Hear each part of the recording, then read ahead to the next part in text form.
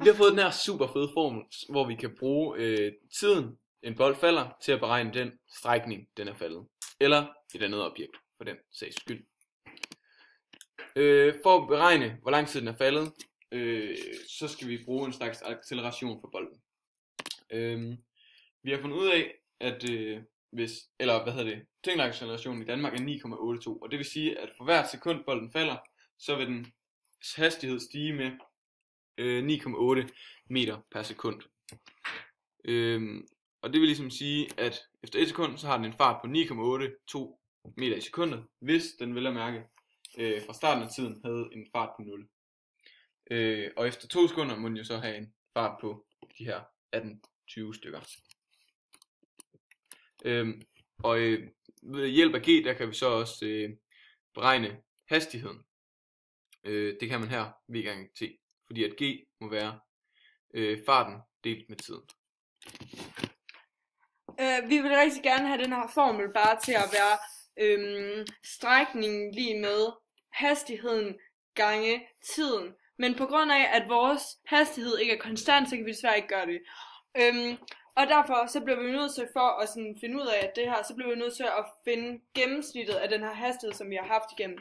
Og det gør vi jo ved, at vi ganger med en halv. Fordi at hvis vi nu tager vores slut hastighed og ganger den med en halv, så må vi jo så se, at der er lige meget på begge sider af det her punkt. Og derfor så laver vi den om. Så vi simpelthen siger, gennemsnitshastigheden er en halv gange v-slut, som der også blev sagt lige før. Men v-slut, den kender vi jo heroppe til at være g gange t. Det viste vi før i det tidligere dias heroppe. Så derfor indsætter vi det i den her formel. Så ved vi, og så kommer det til at se sådan her ud. Så kan vi simpelthen sætte den ind i den formel, vi har heroppe, hvor vi siger strækningen lige med gennemsnitshastigheden gange t. Og det kan man jo også sige med en bil, der kører 60. Vi ved, at den kører 60 km i timen. Det er vores gennemsnitsfart. Og så ved vi tiden, hvis vi siger, at den kører i 2 timer, så ved vi, at den har kørt 120, fordi vi ganger med 2 timer. Og hvis den har kørt i en halv time, så ved vi, at den har kørt altså en strækning på 30, fordi vi ganger med en halv, fordi den halv time den har kørt. 60 gange en halv, fordi gennemsnitshastigheden var 60. Ja. Det sætter vi simpelthen ind i den her form. Og så får vi, at den ser sådan her ud, fordi at man ganger med t'et her til sidst. Vi sætter, hvis I forstår, så sætter vi simpelthen det, der er hernede, ind på VG, eller V gennemsnitsplads, og ganger med t. Og fordi der står t gange t, kan man sætte det i anden. Vi har brugt en forsøgsopstilling med 2 fotoceller, der måler indgangs- og udgangstiden for golfbolden, og i dette tilfælde vattkuglen. Vi kan også se, at vores model ikke er helt fyldtgørende, da det ikke har den samme tyngdeacceleration. Altså den her vatkugle ikke har samme tyngdeacceleration som golfbolden. Derfor får vi ikke et tilfredsstillende resultat, da tyngdeaccelerationen i vores model er en konstant. Her kan man så se de her resultater, som vi har fået ud fra vores forsøg, som vi brugte, hvor vi brugte en golfbold, ligesom man så i videoen før.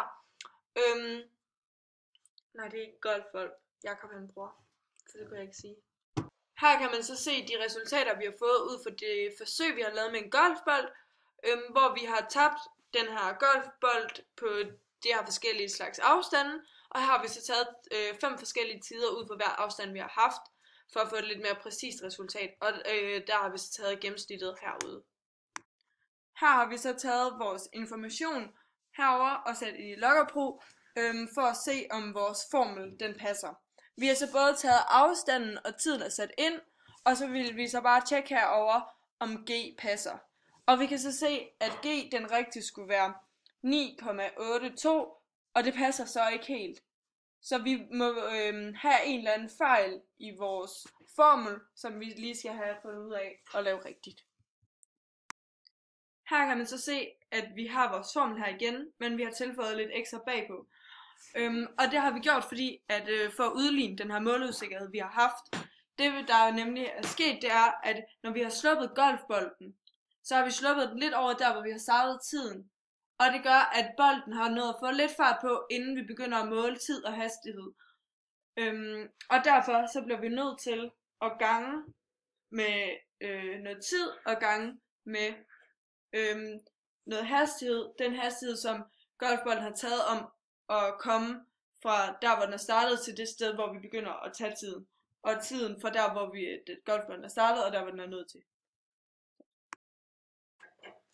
Nu har vi så prøvet at sætte den nye formel ind i vores Logger Pro koordinatsystem her. Vi kan se den gamle her, der afviger en del fra punkterne, hvorimod den nye her, den nærmest skærer alle punkterne. Man kan også se, at G-værdien her ligger omkring de 10,5, hvilket er langt tættere på end de 14 herover, hvor G-værdien jo rigtig skulle være 9,8. Derfor så kan vi beregne den her til at være langt mere præcis end den anden. Dog er der en lille måleusikkerhed i form af, at der jo selvfølgelig er noget vindmodstand, som skaber den her måleusikkerhed. Vi kan så se, at vores formel, det er en potensmodel. Det kan vi så se ved, at S, det er det samme som Y, og en halv gange G, det er så det samme som B, fordi at i vores, der er G også en konstant, den er jo 9,82. Og så kan vi så se, at T det er X, fordi det er tiden, og den er også en variabel. Og 2, det er så A, fordi at det er nemlig også en konstant.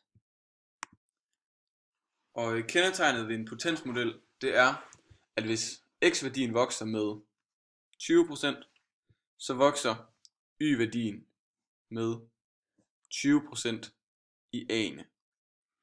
Og det vil ligesom betyde, at når x vokser med en bestemt procent, så vil y også altid vokse med en bestemt procent. Det er dog ikke sikkert, at hvis x vokser med 20%, at y vil vokse med 20%. Det kan også være, at hvis x vokser med 20%, så vil y måske vokse med 40%.